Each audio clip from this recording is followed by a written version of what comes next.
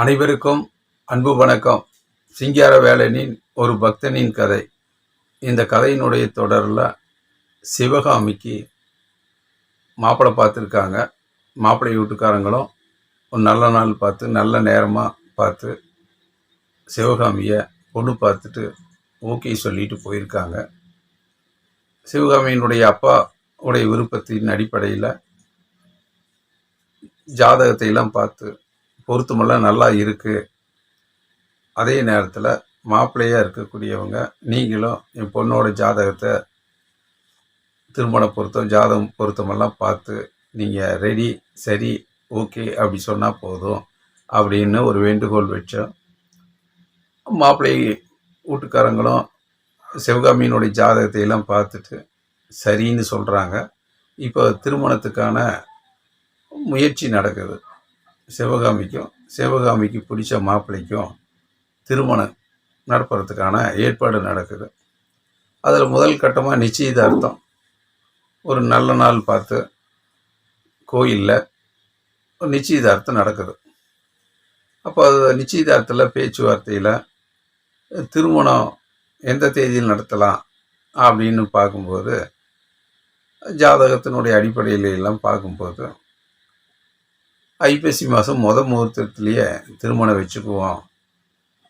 21, 22ஆம் தேதி வருது, ஒரு நல்ல நட்சத்திரமாக இருக்குது அப்படின்னு சந்தோஷப்படுறாங்க.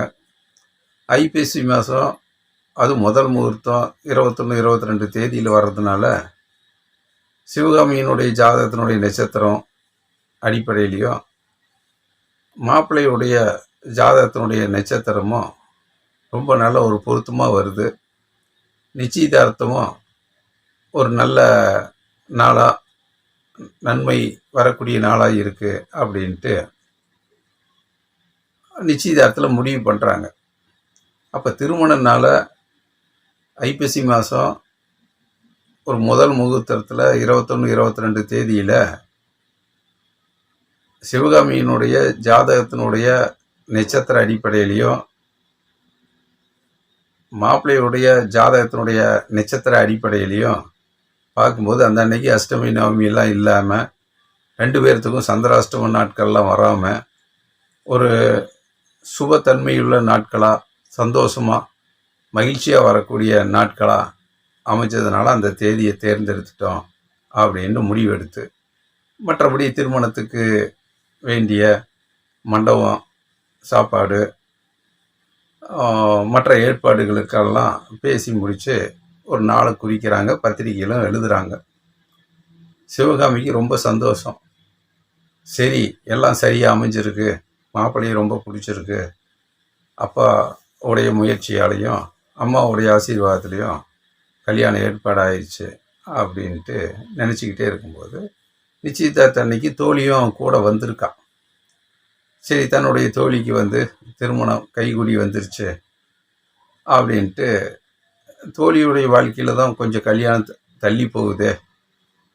திடீர்னு முடிவெடுத்த சிவகாமியுடைய வாழ்க்கையில் கல்யாணம் டக்கு டக்குன்னு கூடி வந்துருச்சு.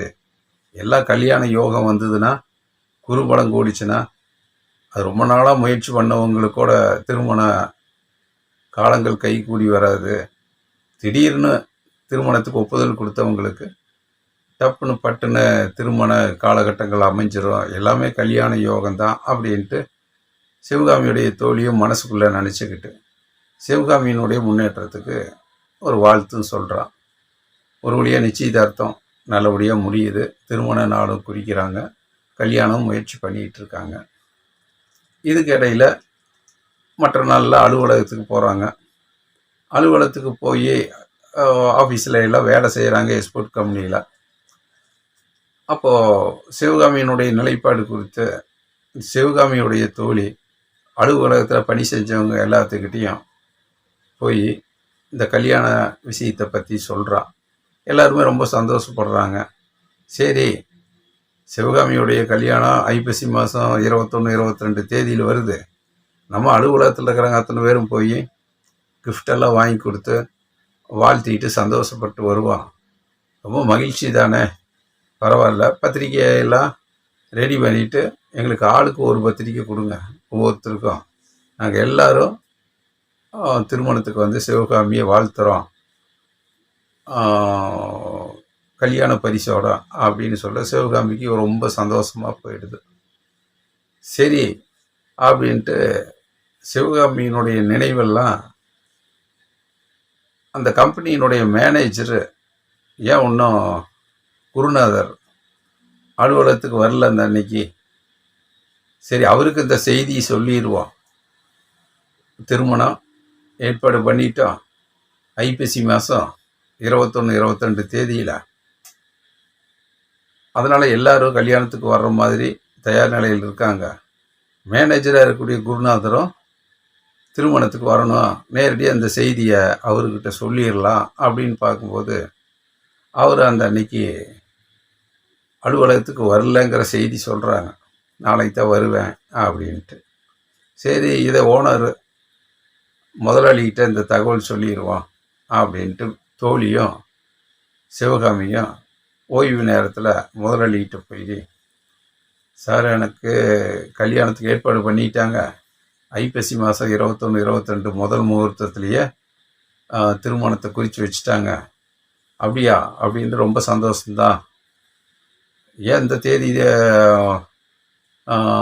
தேர்ந்தெடுத்தாங்க அப்படின்னு அவர் முதலாளி கேட்கும்போது, ஏன் சார் அதனால் என்ன, இந்த தேதிக்கு என்ன, ஏன் கல்யாணங்கிறது ஏதோ ஒரு தேதியில் தேர்ந்தெடுத்தால் போதும், குறிப்பாக இந்த தேதி ஏன் தேர்ந்தெடுத்தேன்னு நீங்கள் எது கேட்குறீங்க, எல்லாம் வந்து ஜாதகமெல்லாம் பார்த்து நல்ல நேரம்லாம் பார்த்து நல்ல தேதியை என்னுடைய ஜாதகத்தில் வரக்கூடிய நட்சத்திரம், மாப்பிள்ளைக்கு வரக்கூடிய ஜாதகத்தினுடைய நட்சத்திரமெல்லாம் பார்த்து சந்திராஷ்டமெல்லாம் வராமல், அஷ்டமி நவமியெல்லாம் வராமல் ஒரு நல்ல நாளாக பார்த்து பொருத்தமெல்லாம் பார்த்து தான் தேர்வு செஞ்சுருக்காங்க அப்படின்னு சொல்ல, அந்த முதலாளி என்ன பண்ணுறாரு, அடடே ஐப்பசி மாதம் 21, 22 திருமணத்துக்கு எப்படி வருவேன் அப்படின்ட்டு எனக்கு ஒரு சந்தேகமாக இருக்குது. அந்த அன்னைக்கு இன்னொரு கல்யாணம் வேறு வருது, முக்கியமான கல்யாணத்துக்கு நான் போக வேண்டியதாக இருக்குது, அதுவும் வெளியூர் சென்னைக்கு போக வேண்டியதாக இருக்கே அப்படின்னு சொல்ல, அடடா நீங்கள் கல்யாணத்துக்கு வந்து வாழ்த்துனா எங்களுக்கு சந்தோஷமாக இருக்குதுன்னு நினச்சேன், முதலாளியாக நீங்கள் எங்கள் கல்யாணத்துக்கு வந்திருந்தால் எனக்கு கல்யாணத்துக்கு வந்தால் சந்தோஷமாக இருக்கும் அப்படின்னு நினச்சேன். சரி நீங்கள் சென்னையில் முக்கியமான கல்யாணத்துக்கு போகணும்னு சொல்கிறீங்க, சரி அதுக்கப்புறம் ஒரு நாள் வந்து வீட்டுக்கு வந்து எங்களுக்கு வாழ்த்துங்க. அந்த அன்றைக்கி 21, 22 ஐப்பசி மாதம் முதல் முகூர்த்தம் அன்றைக்கி நீங்கள் வெளியூர் போனால் கூட நம்ம கம்பெனி சார்பாக எல்லோரும் வர்றாங்க, அதே நேரத்தில் நம்ம மேனேஜர் குருநாதர் இருக்கார்ல, அவரையாவது கம்பெனி சார்பாக அனுப்பிச்சி வைங்க அப்படின்னு சொல்ல, அதுக்கு அவர் முதலாளி எம்டி சொல்கிறாரு, எக்ஸ்போர்ட் கம்பெனி முதலாளி, கல்யாணத்துக்கு போகிறதே குருநாதருடைய கல்யாணத்துக்கு தான் போகிறேன் சென்னையில், அதே ஐப்பசி மாதம் 21ஆம் தேதி தான், 21, 22 தேதியில் தான் சென்னையில் அவருக்கும் கல்யாணம் நம்ம மேனேஜருக்கு, அதைத்தான் நான் அப்படி சொன்னேன் அப்படின்னொன்னே எல்லோரும் ஒரே குழப்பமாக, அதோடைய சிவகாமிக்கும் அதே தேதியில் தான் கல்யாணம், நம்ம கம்பெனி மேனேஜர் குருநாதருக்கும் ஒரே தேதியில் கல்யாணமா, இப்போ எந்த கல்யாணத்துக்கு போகிறதுன்னு தெரியல, எங்களுக்கு குழப்பமாக இருக்குது எங்களுக்கு எல்லாத்துக்கும்.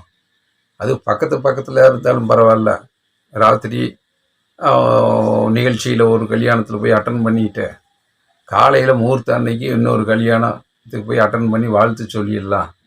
ஆனால் சென்னையில் நம்ம மேனேஜர் குருநாதரோட கல்யாணமாக இருக்கிறதுனால ஏதோ ஒரு கல்யாணத்துக்கு தான் போக முடியும், சிவகாமி கல்யாணத்துக்கு போனோம்னா மேனேஜர் கல்யாணத்துக்கு போக முடியாது, இல்லை மேனேஜர் கல்யாணத்துக்கு போனோம்னா சிவகாமி கல்யாணத்துக்கு வர முடியாதுன்னு அலுவலகத்தில் இருக்கிறவங்க எல்லாரும் ஒருத்தருக்கு ஒருத்தர் பேசிக்கிறாங்க. சரி என்ன பண்ணுறது, யாரோட கல்யாணத்துக்கு யார் யார் போகிறது அப்படிங்கிறத நாம் பொறுமையாக யோசித்து தீர்மானிச்சுக்கலாம் அப்படின்ட்டு இருக்காங்க. கல்யாண நாள் வருது, பத்திரிக்கையில் அடித்து கொடுக்குறாங்க.